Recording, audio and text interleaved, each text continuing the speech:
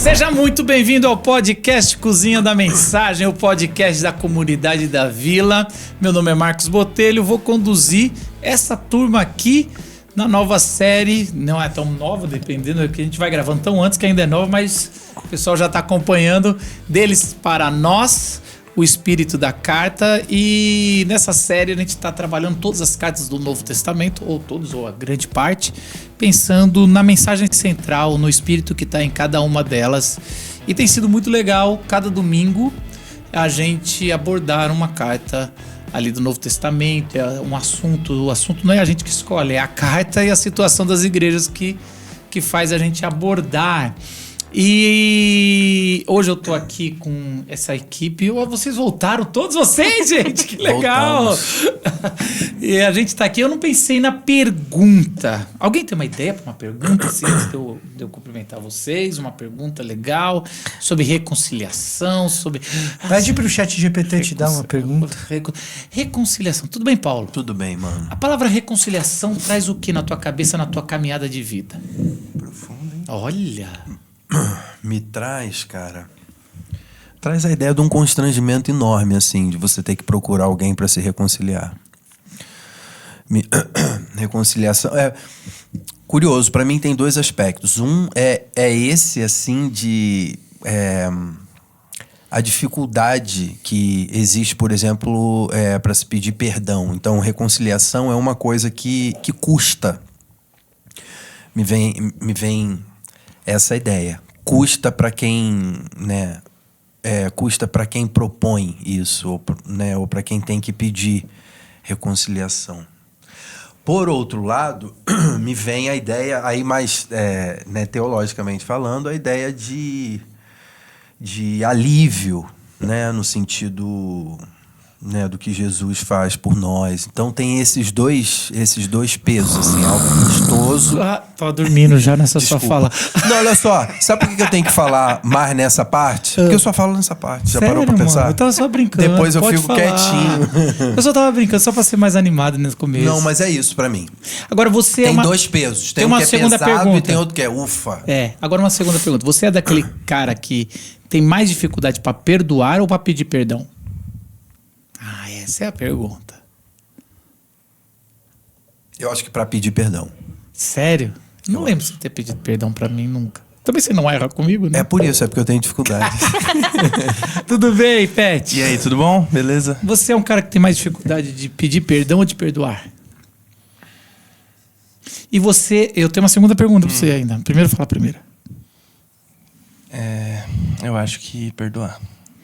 Na sua fase de vida, você tá tendo mais que perdoar ou pedir perdão? Nossa, é bom. Perdoar também. Quando fala de reconciliação, eu lembro, na minha trajetória, eu lembro muito da minha história com meu irmão. Então, alguma coisa aconteceu na nossa adolescência que a gente teve um distanciamento. E mais recentemente a gente tem buscado diálogo e tal. E é muito interessante porque o Paulo falou que custa pra gente a reconciliação.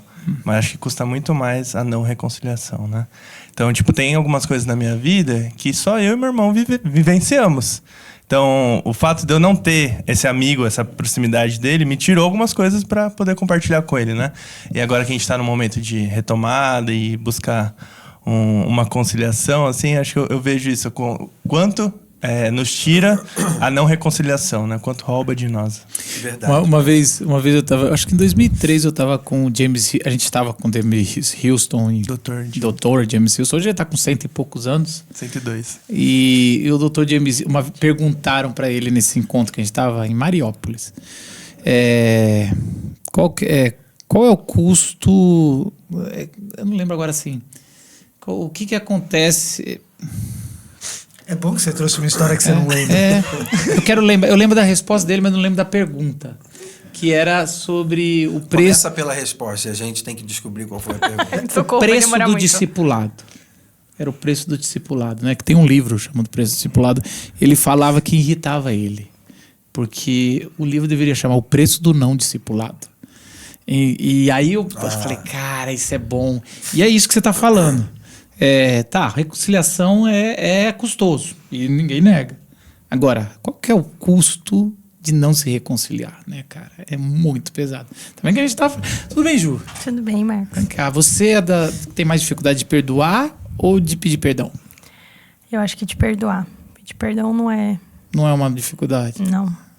Até porque no casamento, né, eu só fico casado... Ô, gente, olha só, eu tô me sentindo mal, tá? Eu sei, mas é pra você, esse é o objetivo. Até o final você vai ser muito mais constrangido desse podcast.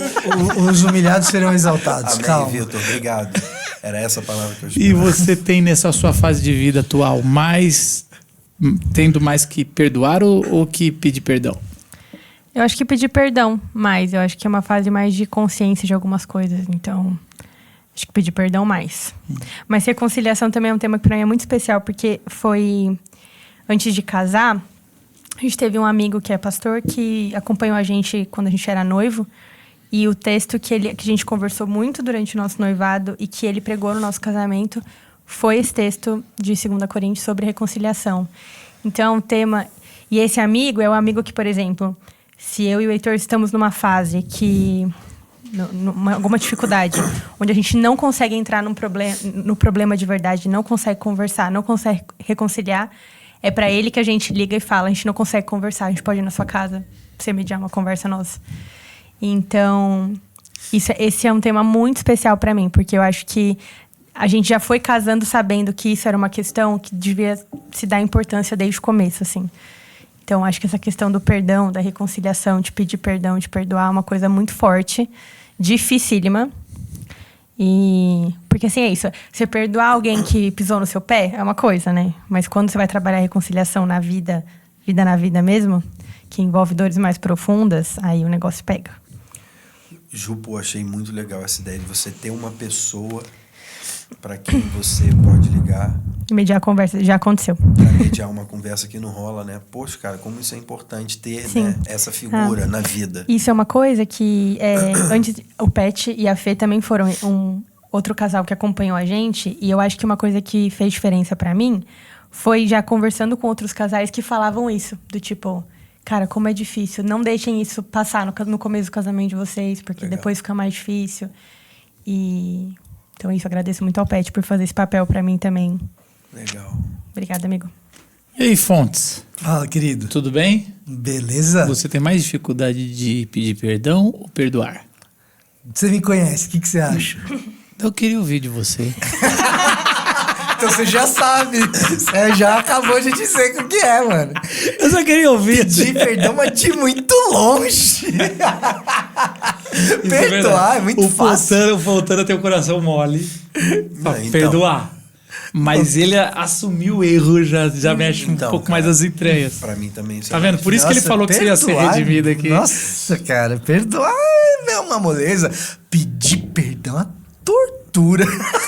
Cara, pra mim é Eu tão... sou desconfiado. Pra mim é tão contrário. Então, pra mim é o Nossa. contrário. Pra mim, pedir perdão, cara, eu acho que de 30 perdões que eu peço, 29 eu tinha razão. E a mais, cara, O orgulho nesse sentido não pega tanto, né? Mas o perdoar tem perdoar é vezes que... difícil, assim. Mas assim... Eu peço perdão assim, ó.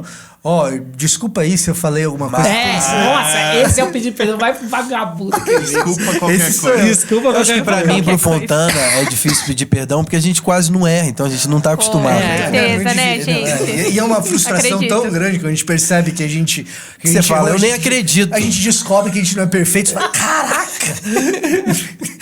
Não, mas falando sério. Não, tá, você tá falando sério. Não, assim... Tá? Eu não vou deixar os nossos ouvintes achar que você tá zoando. Tá bom, ok. Ok. Né, eu perdoo com muita facilidade. Eu sou desconfiado, mas eu perdoo com muita facilidade. Então, eu não fico pessoalmente ofendido. Mas ultimamente, agora é a pergunta que vem. Você tem mais... Você tá tendo... Não que você tá fazendo mais, mas você teria que estar mais perdoando ou pedindo perdão? Sua fase atual. Cara, me perdoa porque eu vou ter que atender esse telefonema que é da minha esposa. Não, brincadeira, ela tá ligando, mas eu só quis botar pra perdão no meio. Cara, eu diria pra você, em qualquer momento da minha vida, que eu tô tendo que perdoar mais do que pedir perdão, mas provavelmente eu tá errado, entendeu? Entendi.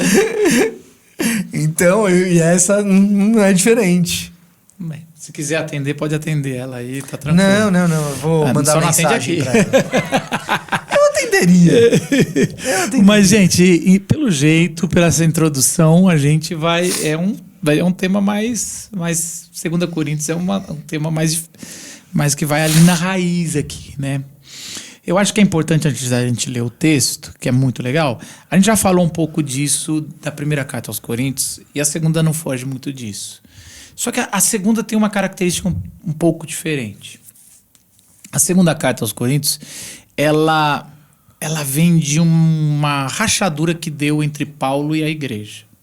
Então, no capítulo 2, se eu não me engano, capítulo 2, versículo 4, Paulo fala de uma carta severa que teve que mandar. É quase como o Paulo, entre a primeira carta aos Coríntios, ele manda uma carta que não caiu bem. A gente não sabe se Paulo errou a mão. Então, ou você sabe, Fontana, se Paulo errou a mão, se a Corinto não recebeu bem. A questão é que Paulo não caiu bem a carta, foi uma carta severa, o pessoal não aceitou a exortação, e aí subiu o julgamento de Paulo. E Paulo está sendo julgado, entre outras coisas, por ser um cara pobre. Vou aqui, de novo, condiz muito com a primeira carta, que tem a ver com dinheiro. Por ser um cara pobre. Porque como é que a gente sabe que ele está sendo? Porque, de novo, tem que montar... As cartas, você tem que montar o cenário. E o que o Paulo começa a falar muito? Ele começa a falar assim, olha, eu não pedi dinheiro para vocês, eu trabalho, eu poderia... Paulo começa a dar umas cartadas assim, eu poderia exigir, porque isso faz parte de sustentar, de uma igreja sustentar, faz parte do Antigo Testamento. Ele cita o Antigo Testamento como faz parte da gente, do boi que você não tira do boi o que ele está comendo enquanto trabalha e tudo mais. E Paulo vai citando umas outras coisas, como dizendo assim, vocês me estão puxando essa carta, que eu sou uma pessoa que tenho 2 jornadas de trabalho, faço tendas, ou faço outra coisa, ou que eu não sou um cara que tem muito dinheiro, não tenho eloquência. Olha só o que ele está defendendo, que ele não tem eloquência, mas ele tem o chamado de Jesus. É quase como assim, olha, eu não sou realmente, se for por eloquência, não era para... O RH do céu errou, porque não era... Mas você tem... Mas eu sei quem me chamou. Então, assim, agora eu não lembro direito, mas ele vai trazendo algumas coisas que dá a impressão, sugere, que os caras falaram coisas muito humilhantes para Paulo. Era assim, como assim, ó, você tá achando que você pode mandar uma carta dessa, você não tem moral nenhuma. E aí, essa carta aqui é uma carta que vem com esse tom de reconciliação. Ele vai defender o apostolado dele, vai apontar para o centro do evangelho, e aí eu acho até que é um aprendizado mútuo. Como a gente não tem essa carta do meio, é uma carta que Paulo baixa o tom. Paulo não diminui nada dos erros dos corintianos. Paulo não baixa o erro da igreja de Corinto, não baixa o tom, mas vai por outra forma. Dá a impressão isso. Tem mais alguma coisa aí, Fontana, dessa? Não, acho que é uma boa apresentação da carta. É o contexto porque agora ele vai falar sobre evangelho, então vamos falar, já que ele falou tanto na primeira carta dos dons, e aí ele vai falar do dom do amor, que é o maior deles, tudo que você vai busca o amor. Essa agora ele vai falar do ministério da reconciliação. Então ele não só...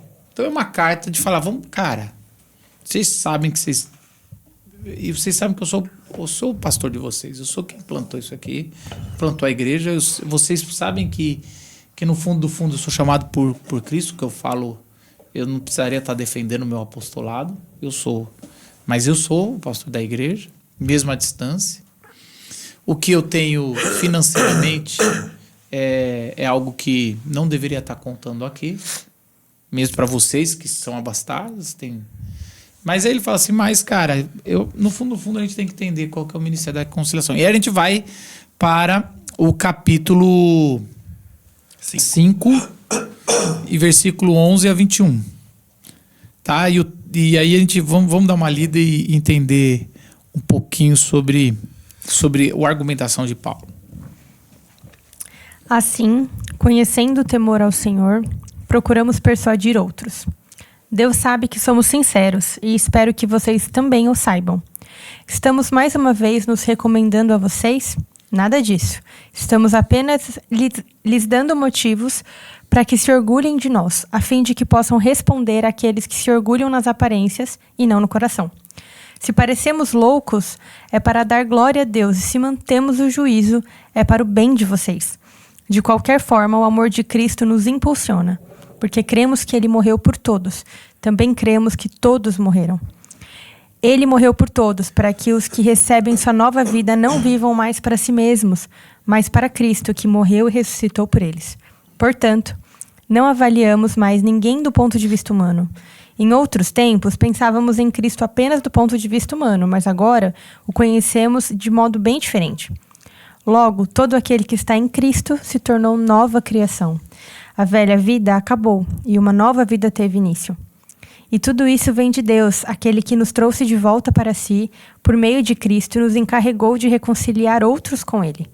Pois em Cristo, Deus estava reconciliando consigo o mundo, não levando mais em conta os pecados das pessoas. E Ele nos deu essa mensagem maravilhosa de reconciliação. Agora, portanto, somos embaixadores de Cristo. Deus faz seu apelo por nosso intermédio. Falamos em nome de Cristo quando dizemos: reconciliem-se com Deus.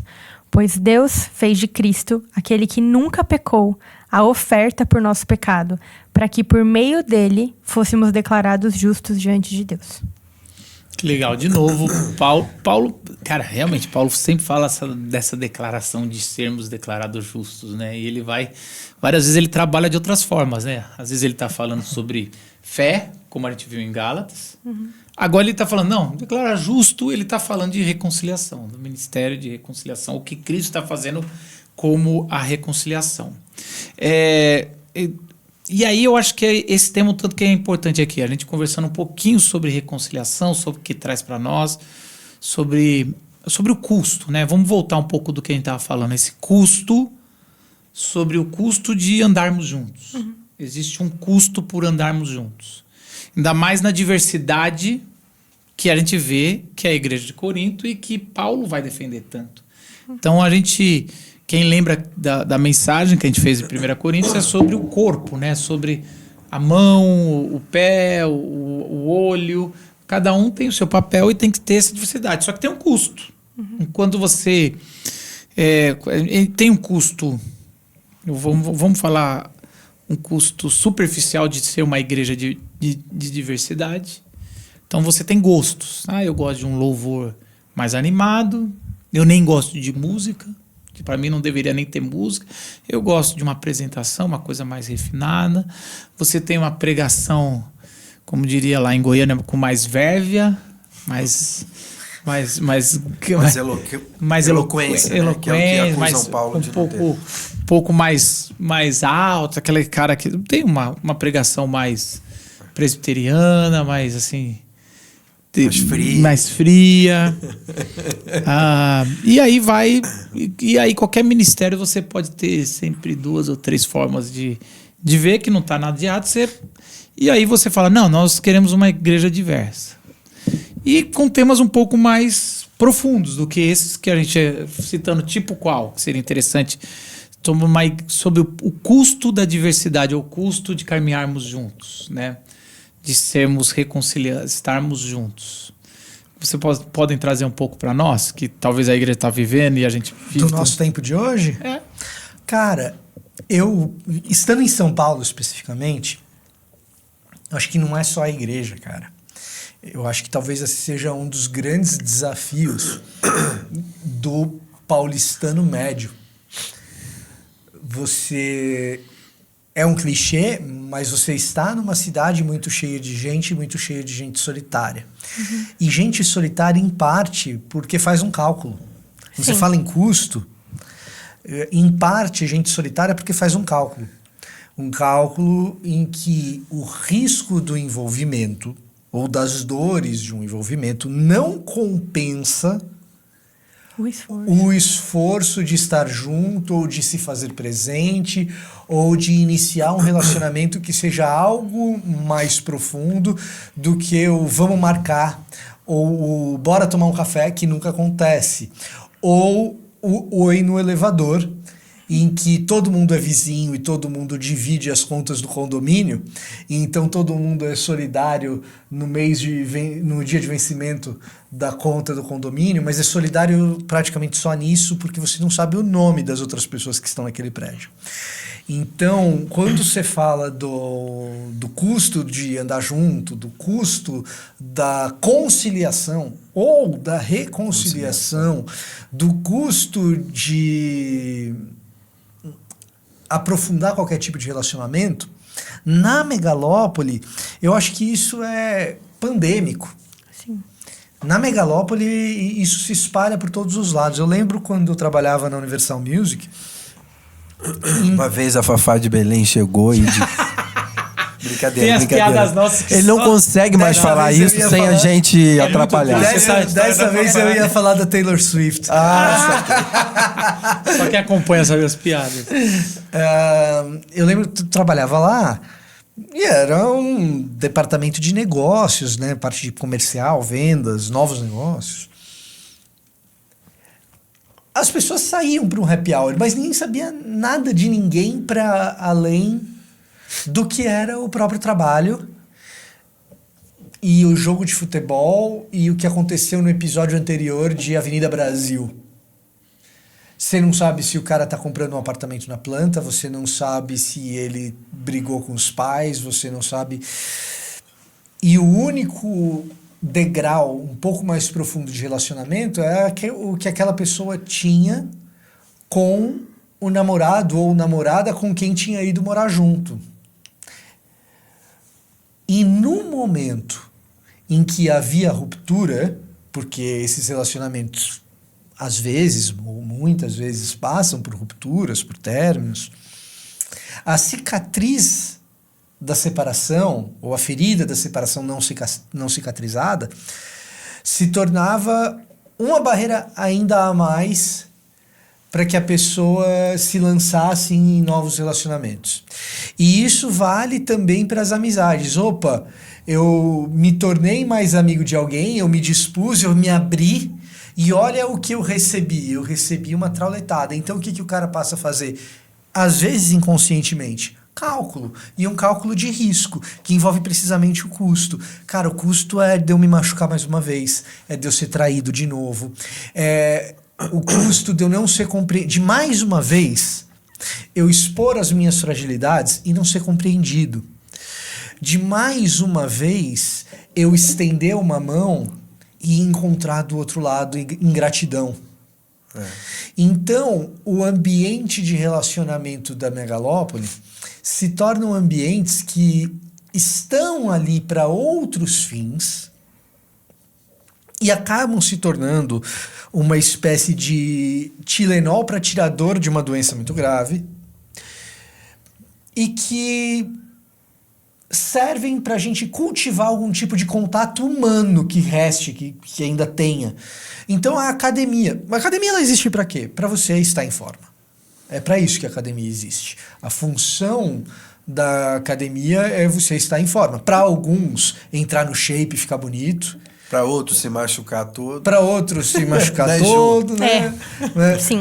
Para outros é simplesmente saúde, enfim. Mas o ponto da academia é esse, é você ir lá fazer o seu cardio, fazer a sua musculação. Como as pessoas têm uma doença grave de ter pouquíssimo contato relevante com quaisquer pessoas que sejam, a academia acaba se tornando um ponto de encontro para, no mínimo, você fingir que tem algum tipo de contato humano com o que restou. Que você tem um pouquinho no trabalho, um pouquinho no irônico happy hour e um pouquinho também na academia e alguns outros pontos para você dizer, putz, eu ainda sou humano, eu ainda sou um ser relacional. Então, todos esses riscos, o risco do luto, o risco da perda, algumas dessas pessoas aqui na megalópole, em São Paulo, vieram para cá não nasceram aqui. Vieram para cá em busca de uma vida melhor ou da vida que era possível dado que essa pessoa se formou ou a trajetória profissional que ela teve e veio parar aqui. Os pais ficaram, a identidade dela ficou para trás. E por mais que essas pessoas do passado não tenham morrido, essa pessoa que está em São Paulo tem que vivenciar um luto. Agora, E aí, toda vez que eu vou me relacionar mais profundamente com alguém, qual que é o custo de novo? O risco do luto está lá bem computado, ainda que inconscientemente. Então, o risco da perda. agora, aproveitando o papo econômico, se tem um custo alto numa cidade igual a nossa, ou até em outros tipos de cidade, de caminharmos juntos, de estarmos juntos com tanta diversidade, parece que os juros compostos de uma briga não resolvida, o tempo vai fazendo ficar mais difícil a reconciliação. Ou seja, reconciliar de uma briga de ontem, ele tem um custo. Sim. Reconciliar a mesma briga 8 anos depois, ela parece parece que cresceu um monstro ali. Os juros foram uma bola de neve, são 1000 assuntos. É aquela briga que começa em um assunto e quando você vê, você não sabe nem onde começou, porque já misturou muitos assuntos. E eu acho uma questão da igreja, além disso também, sobre em relação à reconciliação na diversidade de comunidade de igreja, a gente está vivendo uma fase também, um tempo de muito conforto, né? De buscar muito conforto. Então, o que eu percebo, por exemplo, em amigos que cresceram juntos, adolescentes, depois foram se decepcionando com dores na igreja, foram saindo, ou que não querem mais ficar em igreja, vão pulando de igreja em igreja, no sentido de eu quero um grupo que tenham as mesmas afinidades que eu. Então, assim, é o que é confortável pra mim. Então, eu quero conversar com um grupo, eu quero que o meu PG sejam só pessoas da minha idade, que tenham os mesmos gostos que eu, que pensem da mesma forma politicamente, que gostem de um louvor igual ao meu. Então, é de conforto e consumo. E aí, o custo de você se relacionar em comunidade. Porque aí, assim, também é uma relação rasa, porque é rapidinho. Então, o PG, às vezes, se você não quiser, porque tem gente que vai se relacionar bem. Talvez você não queira. Então, vai ficando raso. Você quer só pessoas que tenham os mesmos interesses que você. E aí, você reconciliar na diversidade nesse nível é difícil. Então, a comunidade, ela é uma coisa tão preciosa porque ela poderia trazer pessoas de idades diferentes, de relações diferentes, de contextos diferentes, para aprenderem a viver juntas. Quem quer isso hoje? Não é natural, a gente não quer isso. E acho, Ju, no nosso mundo de hoje, é mais importante a igreja ainda. Exatamente. Que é um dos poucos espaços que isso acontece. Exatamente. Então, se você pensa, sei lá, 50 anos atrás, os bairros eram isso, né? As comunidades, as vilas eram isso, assim, né? Em alguns lugares mais periféricos ainda é. No contexto da metrópole já não tanto. Porque é isso, eu não sei o nome do cara que mora na porta com porta comigo no meu prédio, assim. Não conheço a história dele. Mas na igreja, a gente intencionalmente está se relacionando com gente de classe econômica diferente, origem, cidade diferente, faixa etária diferente. Então o PG não tem um recorte prévio intencionalmente, para ser quase uma pequena igreja ali. Então, tem um PG que tem gente de 18 e gente de 70 anos. E que super dá certo, porque é importante a gente estar exposto a isso. E acho que muitos problemas do nosso mundo hoje tem a ver com isso. Não estar exposto a isso, né? Exato. Nem na nossa família, às vezes, a gente consegue, né? Exatamente. E eu acho que a questão que é difícil às vezes a gente evita viver em igreja mesmo, porque isso vai dar trabalho. Isso vai custar bastante, porque você vai ter que sair da sua zona de conforto para isso, né? Não é. E isso é uma coisa... Porque assim, se a gente for... Não vamos entrar muito, mas se a gente for para a vida... Depois da pandemia, a vida online expandiu. O algoritmo faz você potencializar muito mais viver com quem concorda com você. Exatamente. Então, com quem tem a mesma... Então, você vai pensando que a sua opinião é a única que é a verdadeira. Câmara de eco. E aí você... Não que a sua não seja verdadeira, mas a questão é que você só ouve isso, você não consegue nem conviver. Aí vai ficando mais insensível a ouvir ao outro, a pensar no contexto do outro, a pensar, essa pessoa não pensa politicamente igual a mim, o que é um exemplo, mas essa pessoa é boa, essa pessoa é cristã, essa pessoa quer o melhor para o nosso país. Não, jamais. Essa pessoa... Então, assim, essa pessoa nem... Ou então essa pessoa, ela não é ignorante. Só simplesmente assim, ela só pensa diferente. E chegou a conclusões diferentes. Não necessariamente... ela pode estar até errada, mas isso não tira em nenhuma outra forma uma pessoa. Então, assim...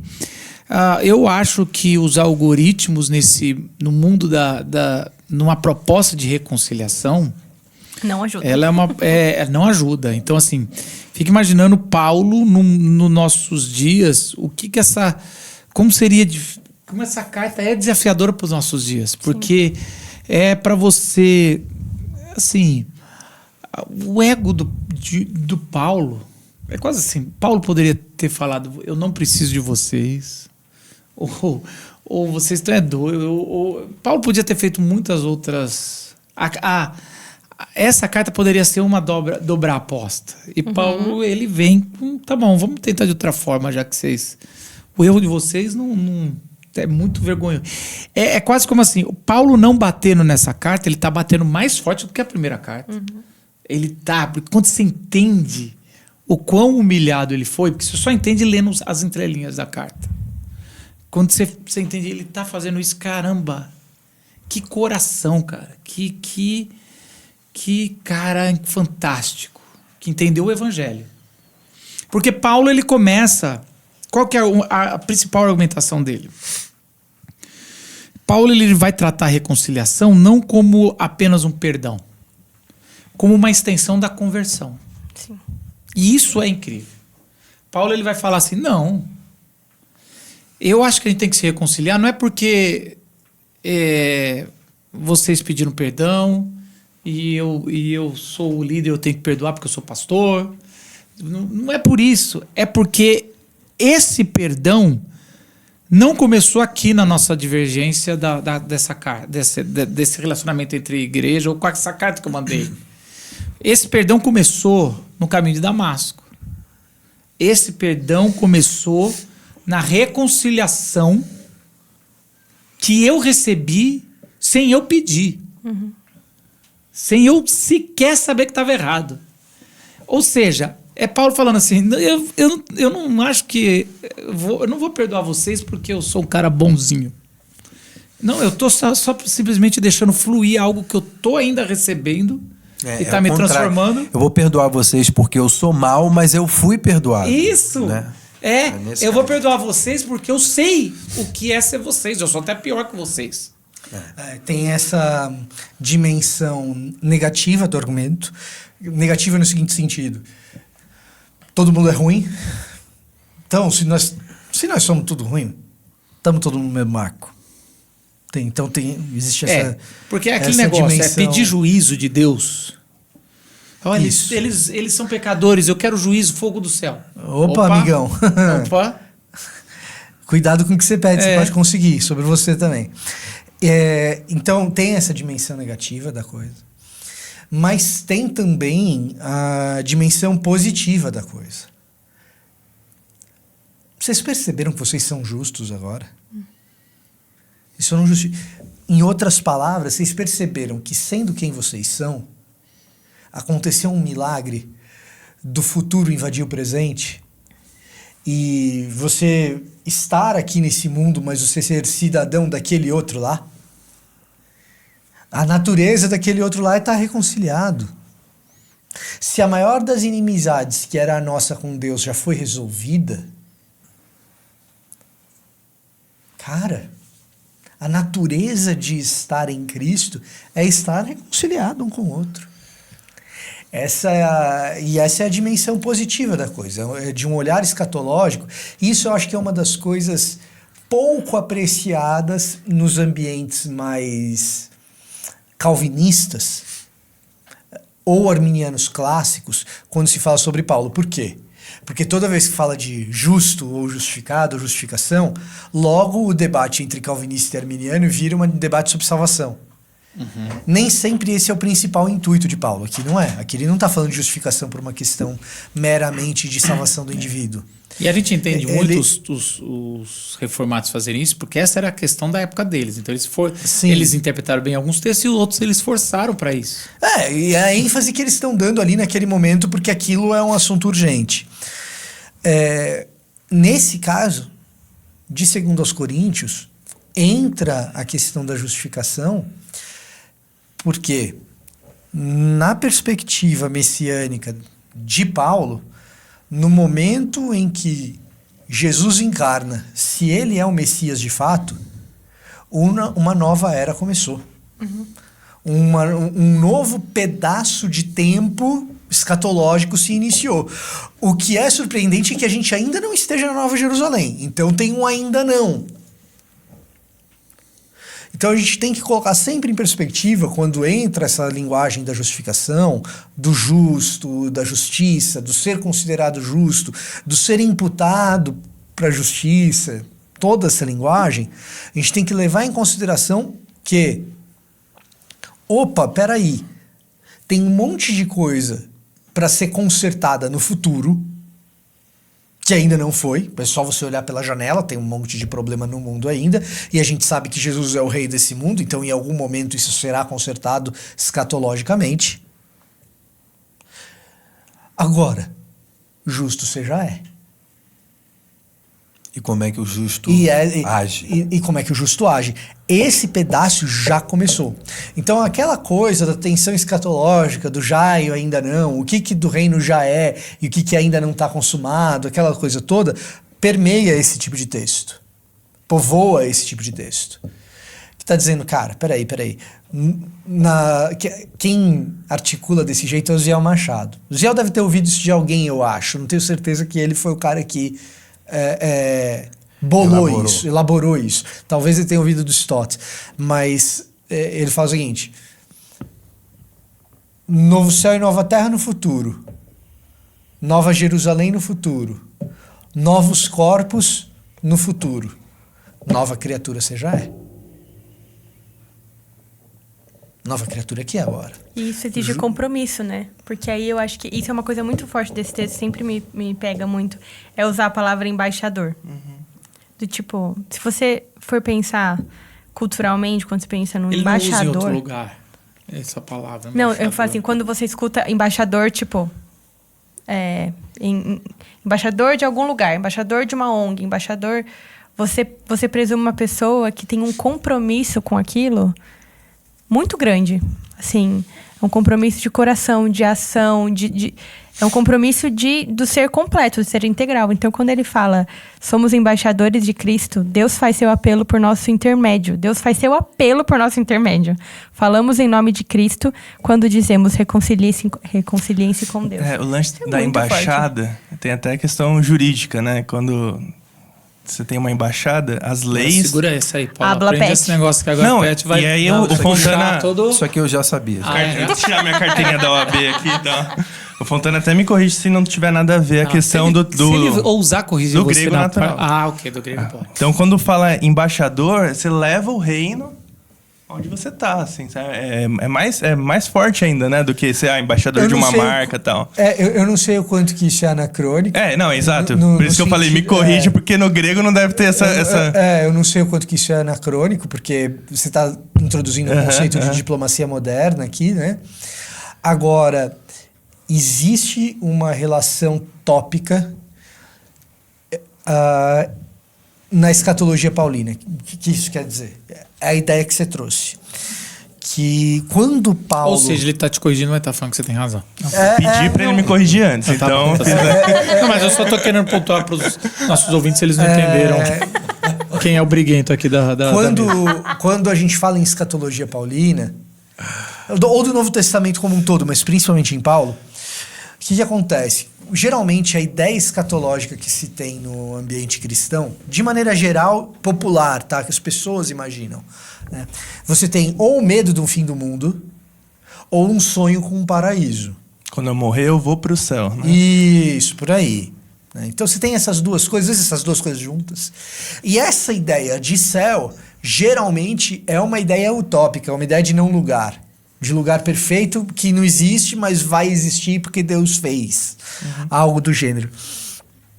Na escatologia paulina, do Novo Testamento de maneira geral, mas na Paulina em especial, a ideia de relação entre fé e tempo não é de um não lugar idealizado para o qual você escapa. É da possibilidade de invasão de Cristo no lugar. É um lugar que você já conhece, só que redimido, consertado, com restaurado. Cristo ali. É uma cristotopia, se você quiser.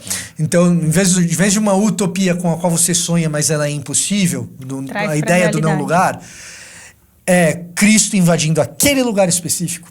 E quando Cristo ele entra naquele lugar específico, na verdade ele não está invadindo, ele está clamando para si o que já é dele. Reconciliando consigo. E ele reconcilia consigo.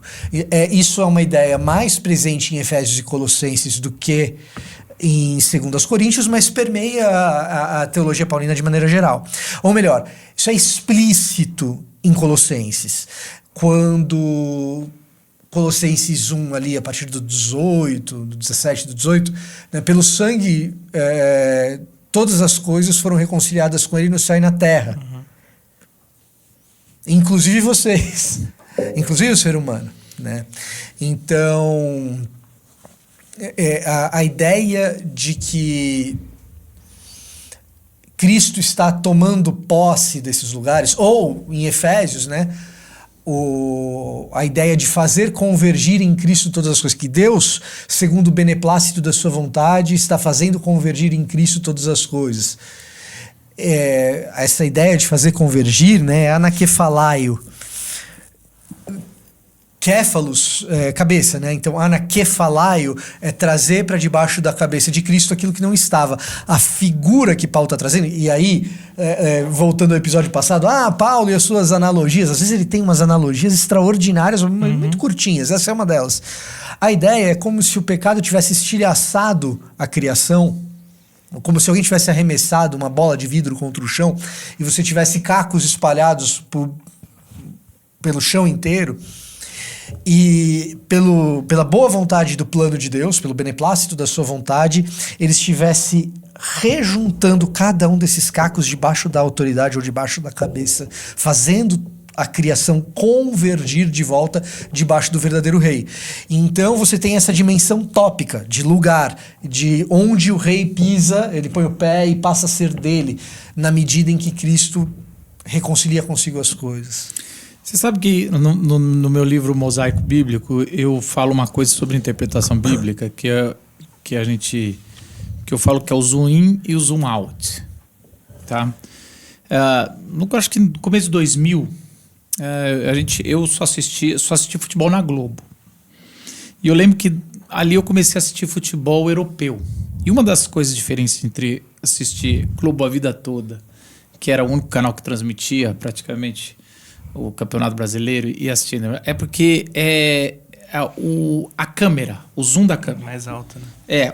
Era estranho, parecia que você não está enxergando nada, porque o europeu era muito afastado, mas tinha objetivos muito maiores. Então, assim, você assistia o jogo, você entendia até mais tática, se você quisesse.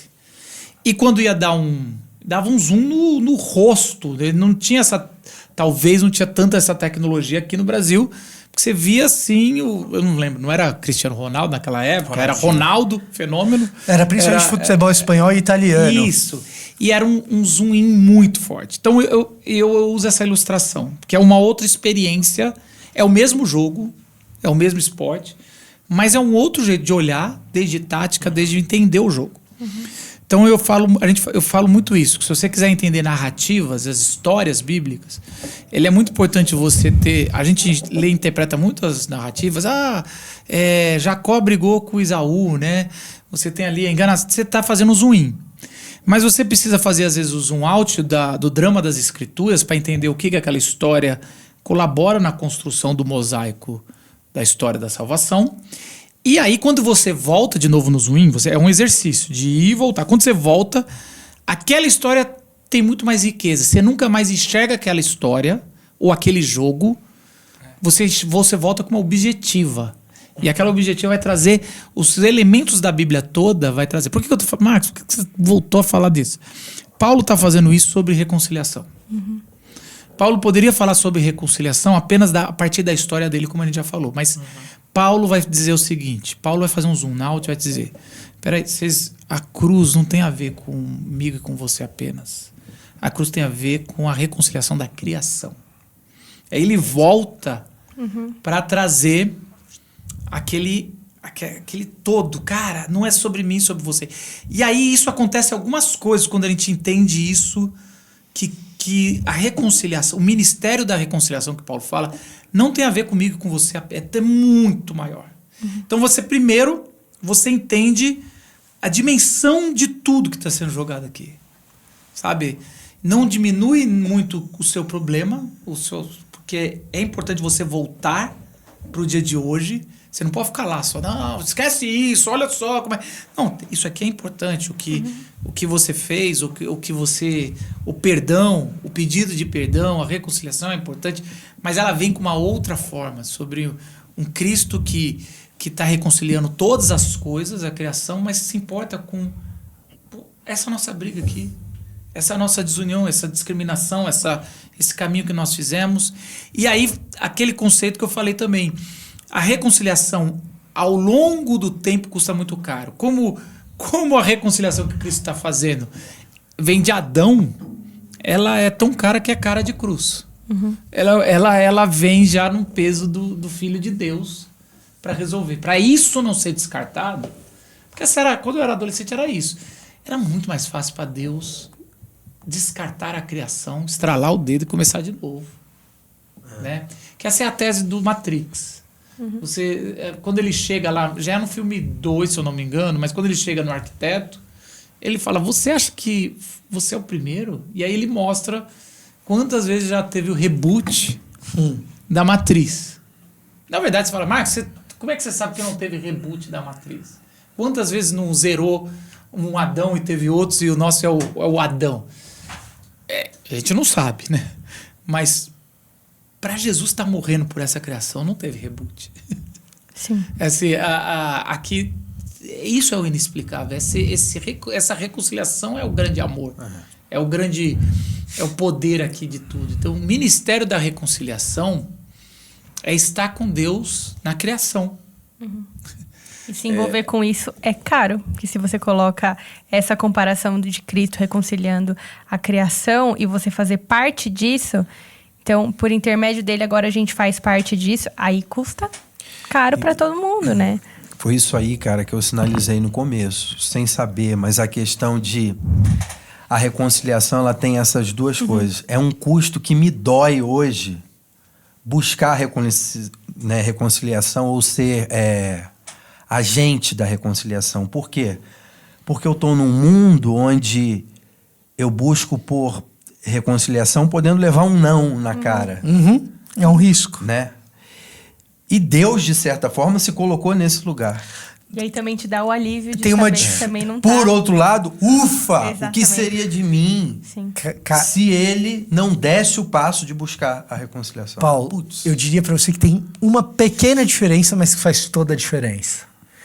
A gente se coloca numa posição de... Será que eu dou esse passo? Porque tem uma chance de eu me machucar, tem uma chance de eu levar um não, tem uma chance de levar o sim, mas depois a pessoa errar de novo da mesma maneira. Tem uma chance dela errar de uma maneira nova, porque a gente é inovador nos nossos erros. Né? Sim. A gente tem criatividade de erro nesse sentido. Então, tem uma chance da coisa dar errado. Jesus, quando encarnou, tinha 100% de chance de cruz, cara. Já tinha dado errado. Era 100% de chance de cruz. Assim, não é um risco. Não, tem um risco de eu me machucar no processo. Não é 100% de chance de cruz. Então, essa eu brinquei uma vez numa pregação com você que eu falei que você estava muito heideggeriano. que você falou algo como ser arremessado na existência, isso é uma expressão de Heidegger. Eu sei. Né? Lógico. No segundo livro dele, né? No volume. Segundo ou Ser e tempo. Ser e tempo. Sempre tempo. Sempre tempo. Sempre tempo. Zion Zeit. Em alemão. Ah, isso. Zion. Lá na igreja do nosso amigo, Zion. Zeit. Desculpa, vamos aí, deixa cá ser. E, cara, uma das coisas mais. Mas só me lembra esse contexto. O que você me chamou? Porque eu não tô lembrado de nada disso, tá? Só pra. Tudo bem, Tá, não tem tudo bem, problema. tudo bom.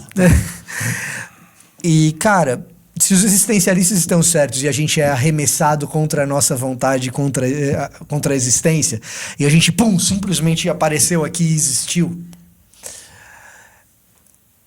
Deus optou por ser arremessado nessa existência cheia de dor e de sofrimento. Viver nessa existência aqui. Deus optou por nascer de uma mulher.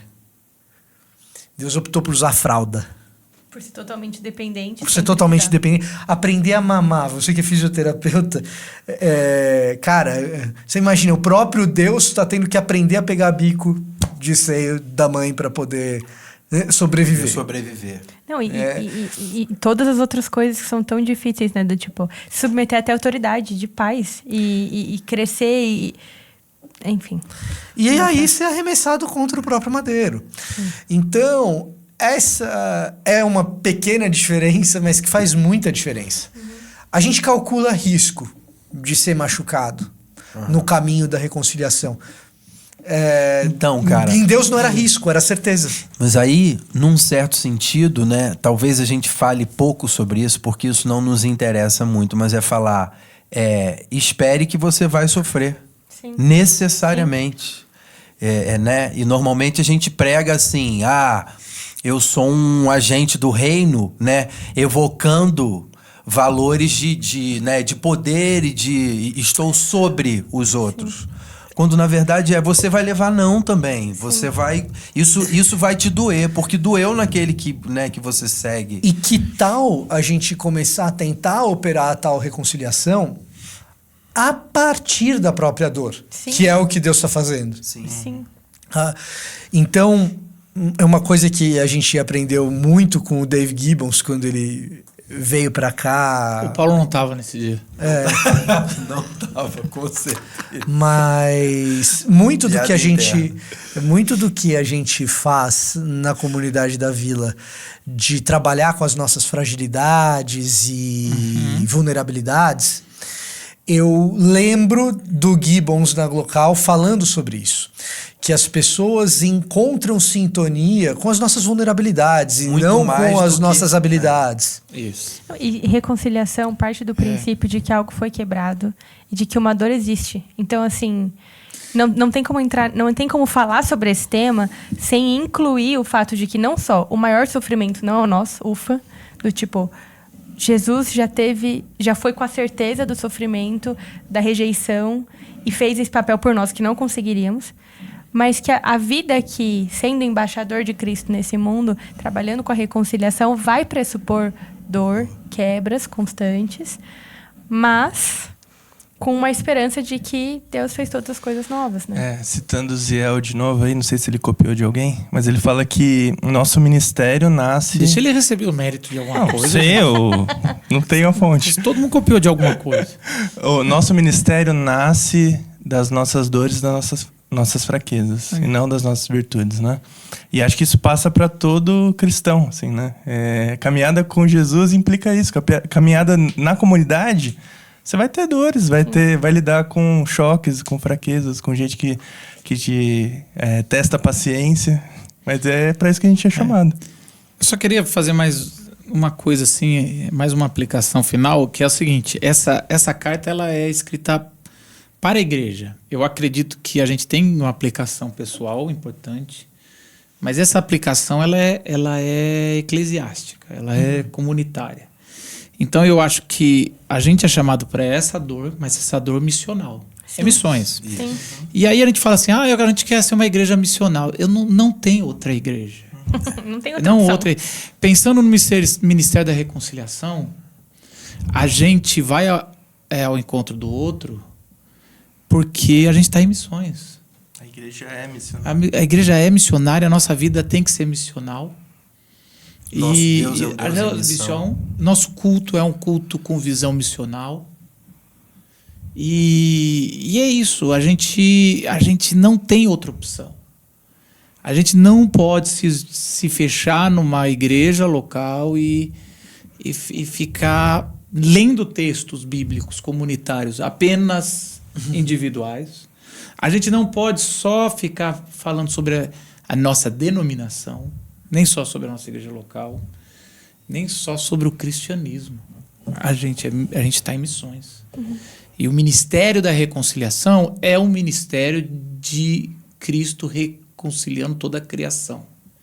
E quem tem essa visão não pode ficar mais focado no umbigo. Não pode ficar focado numa visão de eu estou com medo de me relacionar. Porque é a certeza da encarnação de Cristo. Nós vamos fazer missões e o outro lado tem cruz. E é a cruz. E é por isso que Jesus fica tão... Tem uma hora que Jesus ele vai traçar uma linha e fala: quem quiser vir após mim, negue-se a si mesmo. Pegue a sua cruz. Então a gente não vai reconciliar para poder ter amigos e viver. Apesar que nós todos queremos ter amigos e viver em paz. Mas a gente está se reconciliando porque Cristo está fazendo. Fez com a gente, fez com Paulo, está fazendo com a gente vai continuar esse ministério. Então, essa carta é uma carta para a vila. A gente não esqueçam que vocês estão em missões.